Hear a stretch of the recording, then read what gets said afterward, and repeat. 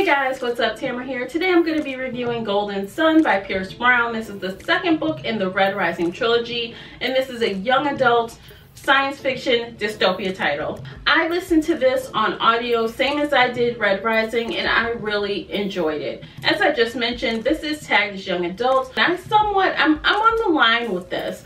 You know, we pick up in this story 2 years after we left off in Red Rising. So Darrow is 20 years old. He has put the school long behind him, and he is, we pick up where he is in the final stages of his second part of his schooling. He is learning to be a soldier. He wants to be the top soldier.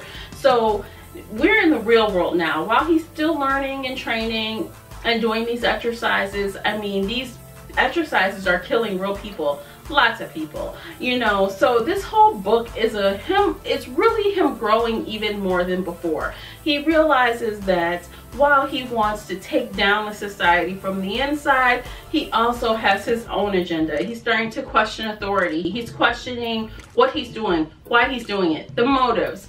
He starts to question Ares and, you know, what his true intent is. And you can tell he has definitely grown up. And while things here and there seem a little bit young, that they're definitely, all the characters are over the teenage angst stage.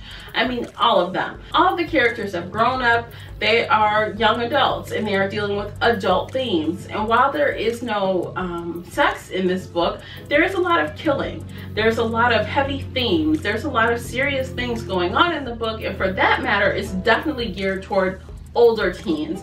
So, you know, while this is labeled young adult, it's definitely not for young adults, if you know what I mean. Now, as far as world building goes, Pierce Brown delivered again. I really felt like I could see Mars. I could see being in space on the ships. I could see all the different places that they were throughout the book, all the characters, how they dressed, how they looked. I mean, I felt like I could really visualize it clearly.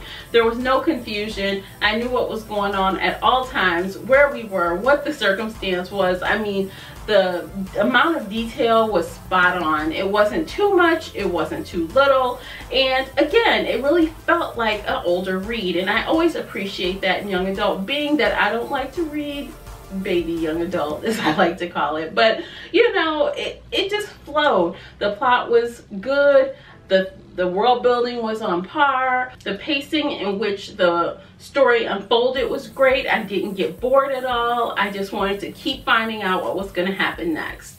And you know, speaking of what was going to happen next, this poor guy Darrow cannot catch a break, man. You're like, oh my god, you know, you think one thing's going to happen and then it just goes downhill. You think, oh, he might have a shot at downhill. Oh, something, nope, downhill. I mean, this guy, he just keeps taking the hits, but he just keeps on coming, and that is what I like about Darrow's character. He seemed real, he seemed relatable. While he got down at times and he questioned things, he knew what his purpose was. He used his own common sense to figure out what he should be doing, what the goal was. And like I mentioned in the last review, his deceased wife Io is kind of like this little angel on his shoulder. You know, you have the devil on this shoulder and the angel on this shoulder. So you have Melanie and the other sons of Ares on this shoulder, kind of telling him to do more drastic things that he kind of is questioning. And then he has Io on this side, you know, thinking about what she wanted, why he started this, why he is where he is, what,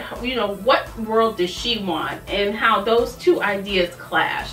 So this whole book, he is really growing. He is learning. He is just becoming more and more mature, and I like his character more and more. Along with Darrow, we have the usual suspects, and all of these people we have met before in Red Rising. So there's, you know, Lorne, Augustus, Rogue, the Jackal, of course Mustang, and a few other people along for the ride. And again, this is another book, same as the last time, where there's a huge cast of characters, but never fear, they all fit in, they all have their spot, and nothing gets lost in translation. It's really well done. All of these characters, same as Darrow, are definitely adults. They're doing adult things, dealing with adult topics, and they think like adults. They think about how to maneuver. They think about their best interest, their family's best interest, the society's best interest. There's a lot of backstabbing, and this book is all about the art of war. How do you get what you want and stay on top? Who do you have to take out to be on top? Who do you have to kill, maim, the whole nine? So again, you guys, this is like a lot of gore in here, but it's not like over the top where you're grossed out, but it's enough to make the point. You understand this is war. Darrow is in a war. All of his friends are in a war, and they are trying to take down the gold society through him, and they don't even know what they're doing. I mentioned earlier that I listened to this on audiobook, and the narrator is the same. It is Tim Gerard Reynolds, and he does a wonderful job.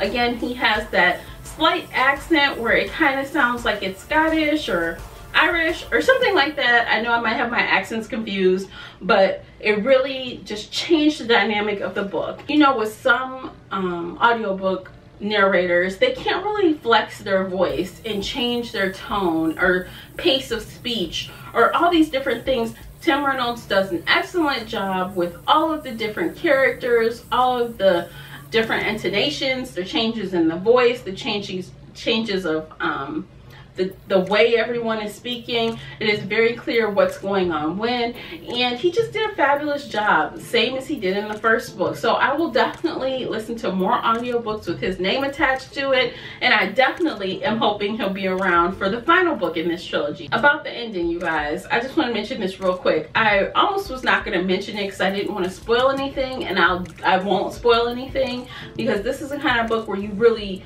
want to read it for yourself and get the full wow factor of what's going on. But the end, the cliffhanger, you guys, it's like OMG. Like, seriously, right now I cannot believe this is happening to this poor guy. You know, again, poor Darrow can't catch a break. Anyways, I digress. I was gonna give you the rating of this book, and I would rate Golden Sun 5 out of 5 bookmarks. Again, I really enjoyed it.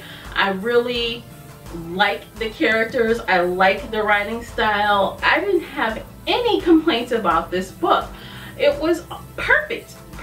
And I never say anything's perfect, but I feel this was perfect. There's nothing that I would change, and I'm completely looking forward to the third installment, which is called Morning Star. Now, who would like this book? I think that if you like older young adult books or adult books, you will like this book. If you like science fiction, you'll like this book. If you like the Hunger Games, you'll like this book. There are so many types of people that would enjoy this book. Just give it a try. I think you'll enjoy it. I know I did. So that's it, you guys. That's all I gotta say about that. Did you read Golden Sun? And if you did you enjoy it as much as I did, or did you not? Please share. I'd love to know what you guys think. Are you excited for Morning Star? I mean, I'm kind of disappointed that I have to wait so long to get my hands on it. I mean, I'm just, yeah, over the moon about this trilogy. So let me know, you guys. Let me know what you think, if you're gonna add this to your TBR list, all that good stuff. So you guys know where to find me, all the usual places. And until next time, happy reading. Bye, guys.